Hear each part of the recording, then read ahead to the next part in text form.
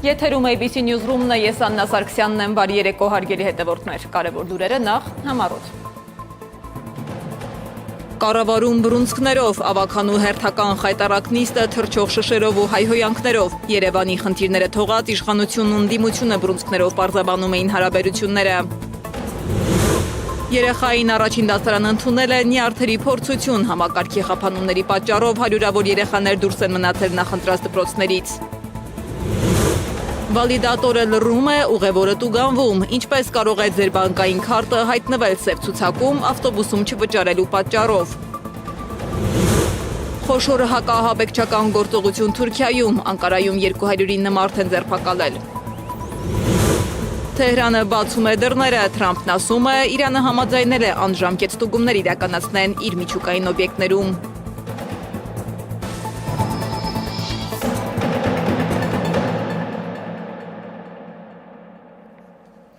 Հակակոռուպցիոն դատարանի որոշմամբ արգելանքի տակ գտնվող գույք, վաղ առավոտյան խուզարկություններ և նոր քրեական վարույթներ։ ՀՅԴ ԱԳՄ ներկայացուցիչ Իշխան Սաղաթելյանի տունն ու մեքենաները խուզարկելուց ժամեր անց քննչական կոմիտեն հայտարարել է, որ Սաղաթելյանի և նրա կնոջ գույքի վրա դեռ տարվա սկզբից դատարանի որոշմամբ արգելանք է դրված, և հենց այդ հանգամանքն է դարձել նոր քրեական վարույթների հիմքը։ Սաղաթելյանի տնից առգրավել են կանխիկ փող և զարդեր։ Սա հերթական 7 տարիների հերթական հետապնդումն է, հերթական ապօրինի գործընթացն է, դահակին ներգրավել են մի հատ պրոցեսի մեջ, դահակին շուտ պահանջներ է ներկայացրել ապօրինի, այդ շրջանակներում դիմել ենք վարչական դատարան զուտ տարական իրավունքները պաշտպանելու համար։ Այս ընթացքում շատ արագ դատախազությունը գործահարուց է, ուղարկել է քննչական, վարույթ նախաձեռնել, ասես մի հատ պրոցես է, որը նոր են, մի քանի օրվա։ Հա, բայց պրոցեսը մի 3 ամիս է, ինչ-որ բզբզում էին, այս ընթացքում դահակի հետ կա այդ նամակագրությունը, ապօրինի պահանջ է ներկայացրել, չնայած դրան ասել ենք, որ նույնիսկ պահանջը ապօրինի է, այս ամեն ինչ իրավունքի հետ կապ չունի, սա հերթական հետապնդումն է,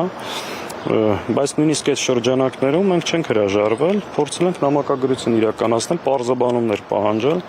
ամեն անգամ չեն կարողացել մեր տրված հարցերին պատասխանել ու հերթական սենց ուղարկել ենք ձեր համար հաշվի առնելով նաև այն հանգամանքը, որ Փաշինյանը պարբերաբար սպառնալիքներ էր, ինչպես որ գնալու է։ Ես մտածում եի ավելի լուրջ գործերով կգան։ Լուրջ եմ ասում։ Օրինակ ժամանակին սահմանադրական կարգի տապալում, զանգվածային անկարգություն, սենց հոդվածներ էին դնում, հիմա այս ամեն ինչը ծիծաղելի է։ Ես իմ ընտանիքի անդամները նույնիսկ այսօր մեր տան շուններ իրան շատ ադեկվատ պահում իրավիճակին, այսինքն մենք ցանկացած սցենարի պատրաստ ենք ու այս մեթոդներով որևէ հաջողության չեն հասնելու, ցանկացած սցենարի պատրաստ ենք։ Այս ամեն ինչի մեջ շատ տհաճ է, առավոտ շուտ երեխեքը տունը, շատ տհաճ բան է։ Եթե մի դեպքում իշխանության և ընդդիմության հակամարտությունը լուծվում է քրեական վարույթներով ու իրավապահ գործողություններով, ապա մյուս դեպքում այն արդեն դուրս է եկել քաղաքական բանավեճի շրջանակներից ու հասել մինչև քաղաքապետարանի միջանցքներ։ Եվ մինչ երևանցիները սպասում են քաղաքի խնդիրների լուծմանը, նրանց ընտրած ավականին այսօր զբաղված էր միմյանց հետ հաշիվներ մաքրելով։ Քաղաքապետարանի նիստը վերածվեց մարտադաշտի, փոխադարձ վիրավորանքներով, շշեր նետելով, քարքշրոցով ու բռունցքներով։ Իշխանական և ընդդիմադիր ավականիների միջև լարվածությունը սկսվեց քաղաքական մեղադրանքներից, շարունակվեց նիստերի դահլիճում, ավարտվեց միջանցքում։ Վիճակը հանդարտեցնելու համար քաղաքապետարան նույնիսկ լրացուցիչ ոստիկանական ուժեր են բերվել։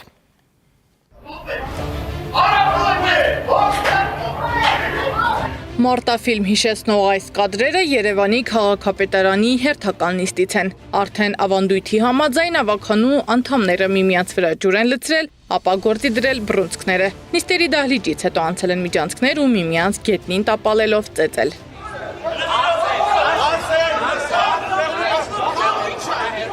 Ամեն բան սկսվեց, երբ ԿՊԱ-ական ավականու անդամները սկսեցին վիրավորել ընդդիմադիրներին, ապա հորդորեցին լռել, շեշտելով, թե նրանց առաջնորդ Անդրանիկ Թևանյանը պետական դավաճանության համար է մեղադրվում։ Նամնականկեղծ, եթե ես ձեր տեղը լինեի, այս խելոք կլռեի, ձեր ցուցակի երկրորդ համարը մեղադրվում է պետական դավաճանության մեջ,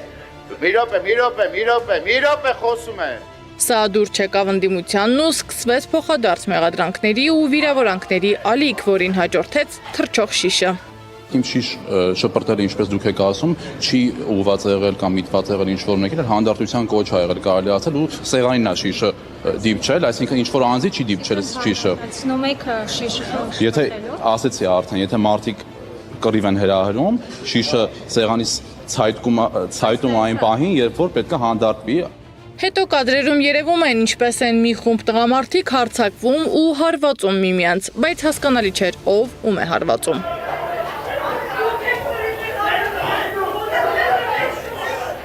Բայց նույն կադրում երևում է, թե ինչպես են դիմադիր Աննա Ավետիսյանը տեսանկարում տեղի ունեցածը, որն էլ բարկացնում է Հանրապետություն կուսակցության հավաքանու անդամ Անի Խաչատրյանին։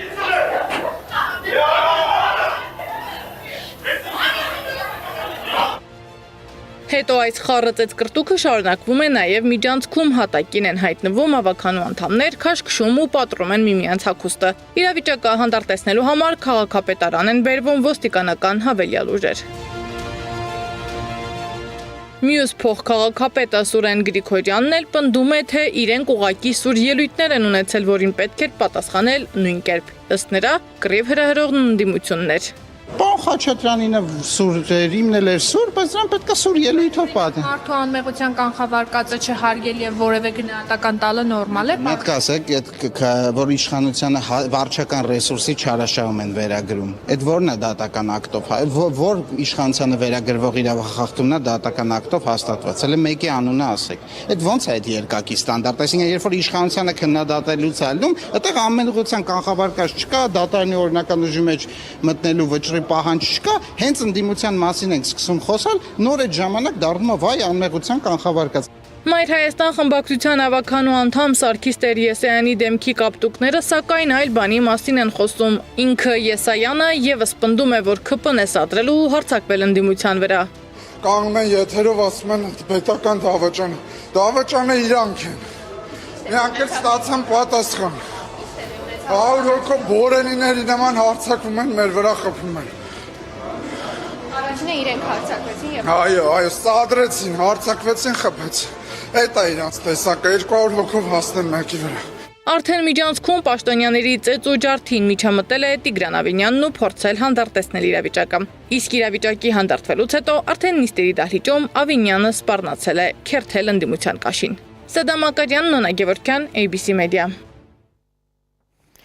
Մինչ պաշտոնյաները շարունակում են միմյանց հետ հարաբերություններ պարզել, այսօր հազարավոր ծնողներ պայքարում էին մեկ այլ խնդրի դեմ։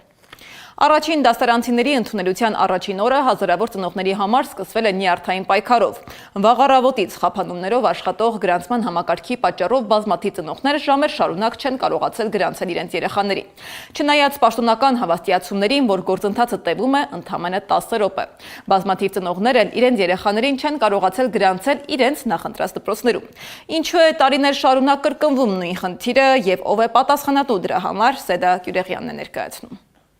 Առաջին դասարանի երեխա ունեցող ծնողներից այսօր ժամեր ու նյարդեր պահանջվեցին, որ կարողանան երեխաներին գրանցել իրենց հարմար դպրոցում, թեև կայքում նշված է, գրանցվում են 10 րոպեում։ Վաղ առավոտից դժվարությամբ ու խափանումներով էր աշխատում կրթության կառավարման տեղեկատվական համակարգի կայքը։ Ծնողները չէին կարողանում դպրոց ընդունվելու հայտագրման համակարգում լրացնել երեխաների ընդունման հայտերը։ Բազմաթիվ ծնողներ սոցցանցերում իրենց բողոքն են բարձրացրել։ Ես մոտ 1.5 ժամ չարչարվելուց հետո կարողացա գրանցել հեռախոսով։ Տեսաուղերձի մեջ հեշտ հանգիստ արվում է ամեն ինչ։ Նայում ես, ասում ես լավ է, հեշտ կլինի, բայց արդյունքում ծանրաբեռնված լինելու պատճառով 1 րոպեանոց գործընթացն իրականացավ 1.5 ժամում։ Ահավոր էր։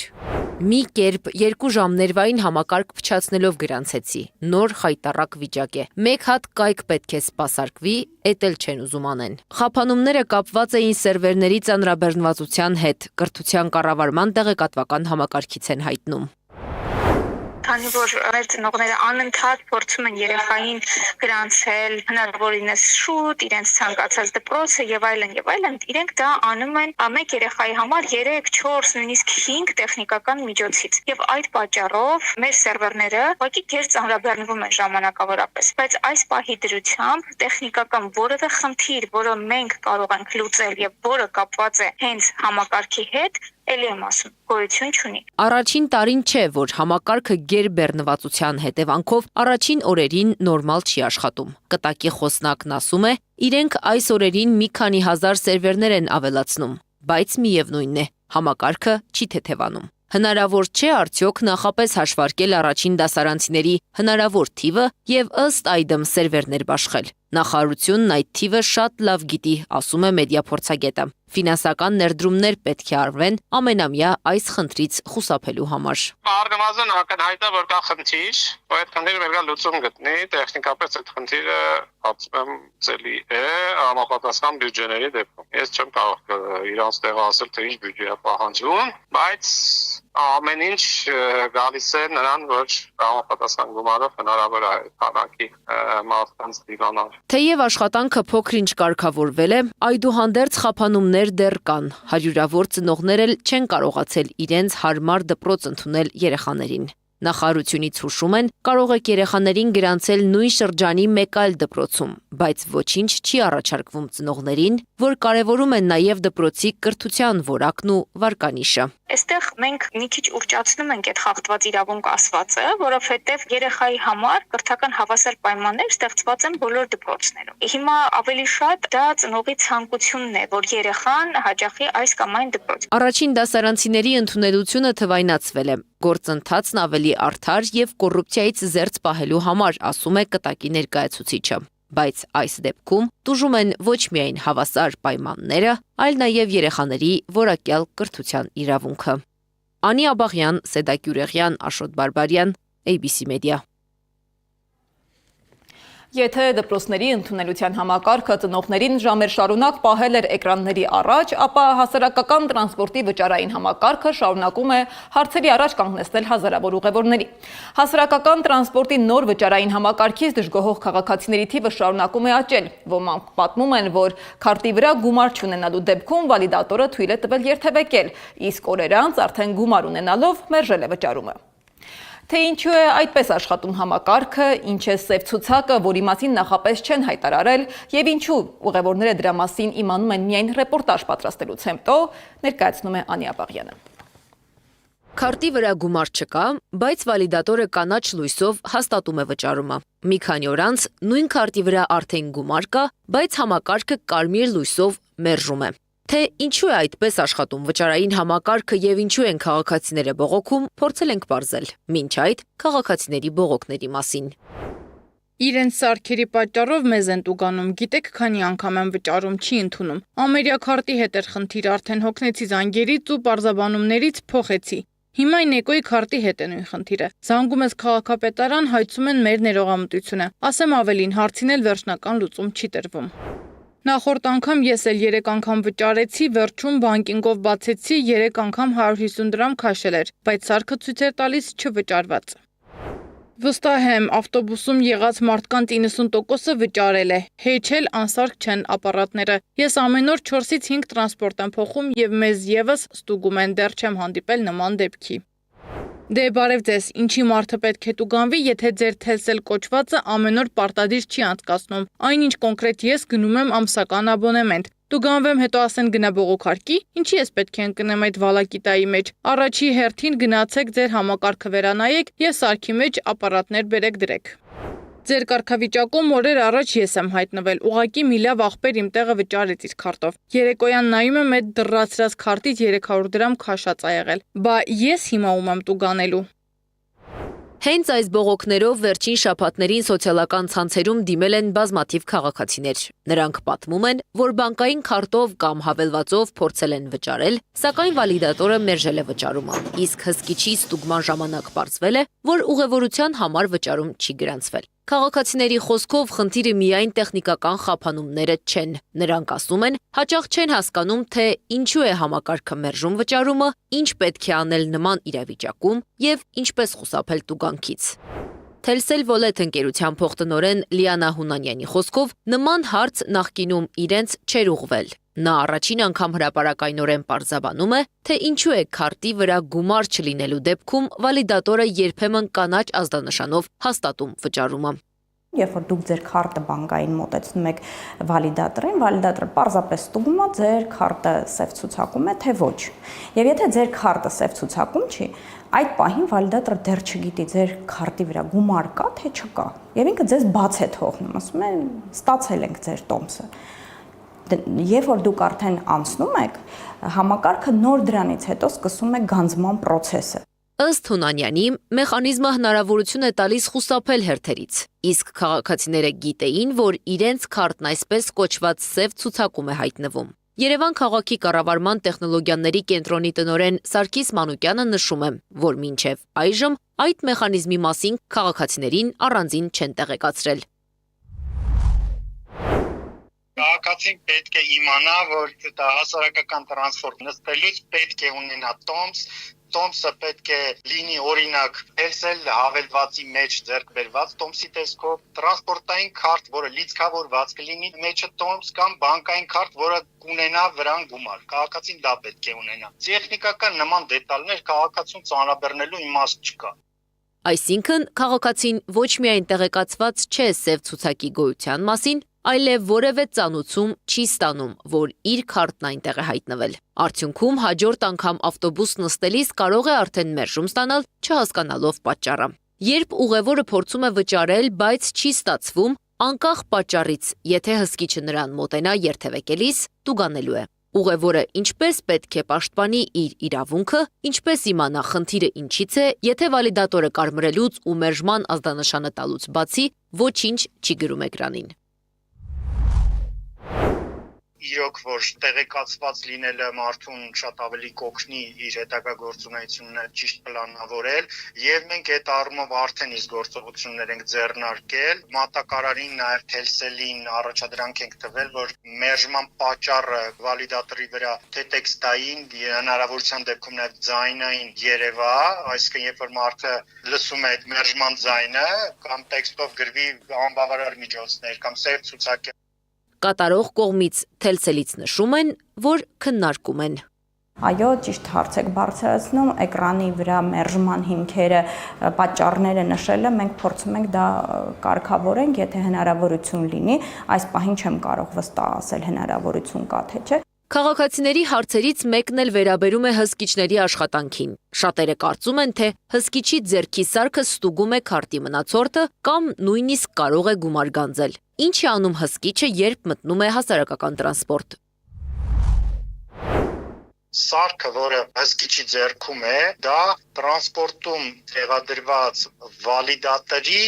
մեկ այլ տարբերակ է, ձեռքի տարբերակ է։ Ինքը լրիվ նույն գործողություններ է կարողանում անել, ինչ որ վալիդատոր, այսինքն տոմսի վավերականության ստուգում։ Բայց մի տարբերությամբ, որ ինքը ոչ մի վճարում ինքնուրույն չի ընդունում, ինքը ուղղակի ստուգում է, վճարումը տեղի ունեցել, թե չէ կոնկրետ տրանսպորտային միջոցի շտեմարանի տվյալները ներբեռնելով։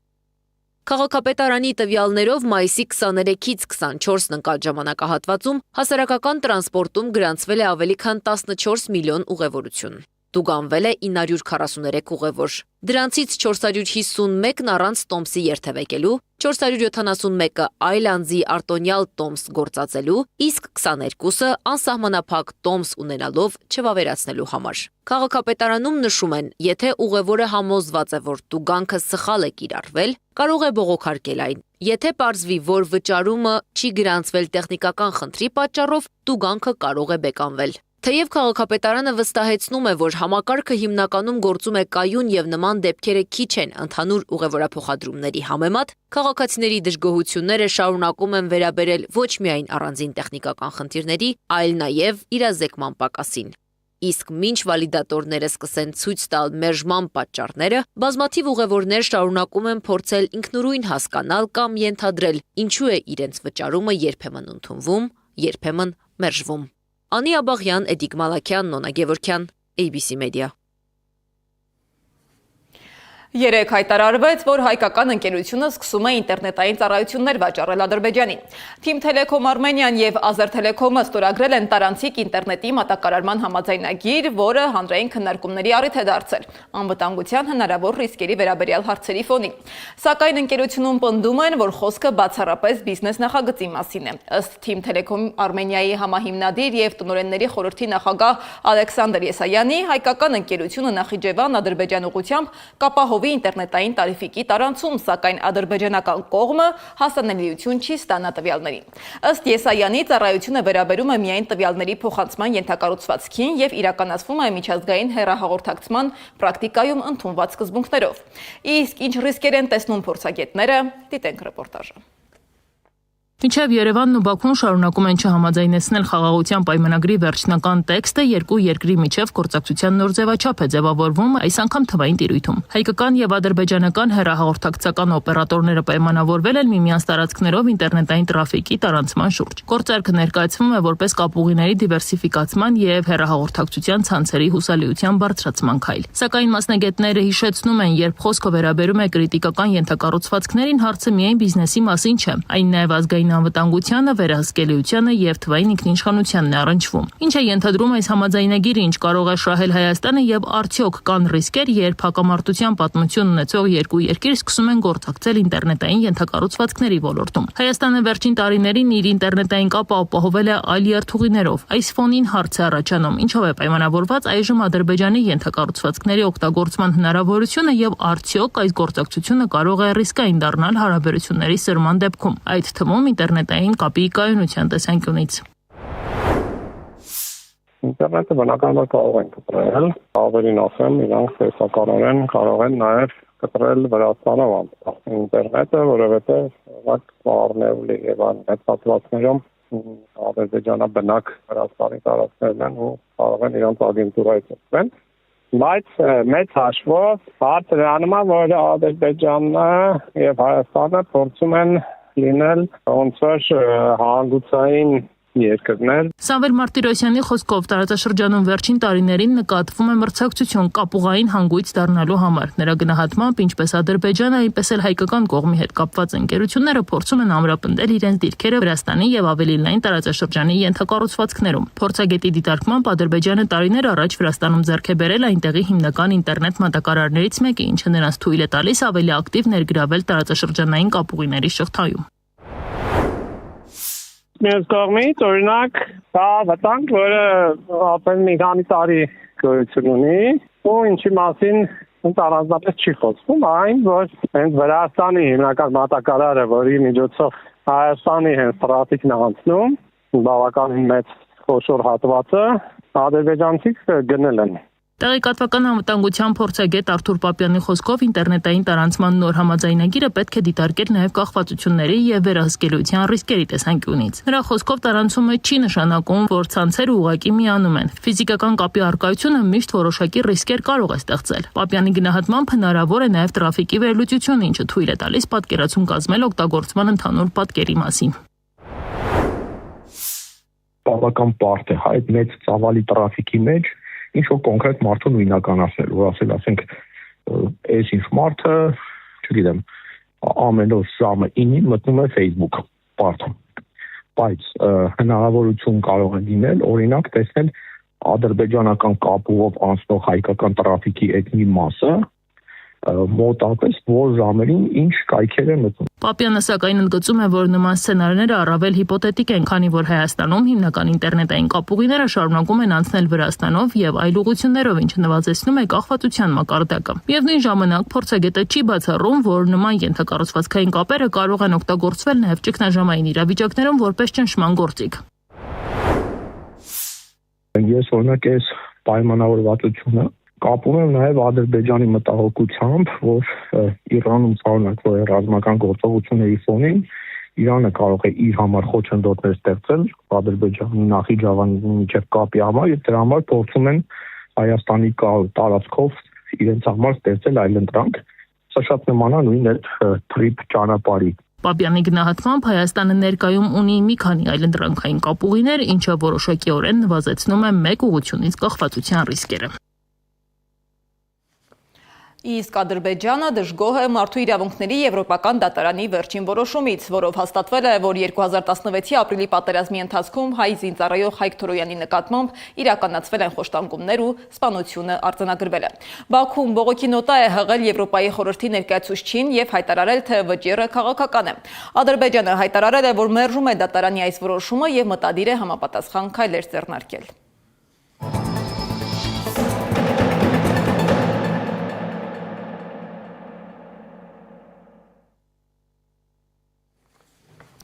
ՆԱՏՕ գագաթնաժողովից ընդամենը օրեր առաջ Թուրքիայի իշխանությունը ցուցադրում է, որ անվտանգության հարցում պատրաստ են գործել առավել կոշտ մեթոդներով։ Անկարայում իրականացված լայնածավալ հատուկ գործողության արդյունքում ձերբակալվել է 209 մարդ, որոնք ըստ իրավապահների առնչություն ունեն տարբեր զինված եւ ծայրահեղական խմբավորումների հետ։ Միաժամանակ մայրաքաղաքում 13 օրով արգելվել են բոլոր զանգվածային միջոցառումները, ինչը վկայում է, որ Թուրքիան գագաթնաժողովին ընդառաջ անցնում է անվտանգության գրեթե արտակարգ ռեժիմի։ 47 տարվա դիմակայությունից հետո Վաշինգտոնն ու Թեհրանը փորձում են հարաբերությունները տեղափոխել նոր հարթություն, սակայն խաղաղության հուշագրին հաջորդող հայտարարությունները ցույց են տալիս, որ Միացյալ Նահանգները չի պատրաստվում թույլատրել վերահսկողությունը Իրանի նկատմամբ։ Դոնալդ Թրամփի խոսքով Թեհրանը համաձայնել է իր միջուկային օբյեկտներում անժամկետ եւ ամենաբարձր մակարդակի ստուգումների, ինչի դիմաց Վաշինգտոնը հրաժարվել է նավահանգիստների շրջափակումից։ Միևնույն ժամանակ ամերիկացի նախագահը շեշտում է, ճնշման բոլոր լծակները պահպանվում են, իսկ Իրանի համար նախատեսված միջոցների ծախսումն էլ լինելու է Միացյալ Նահանգների անմիջական վերահսկողության ներքո։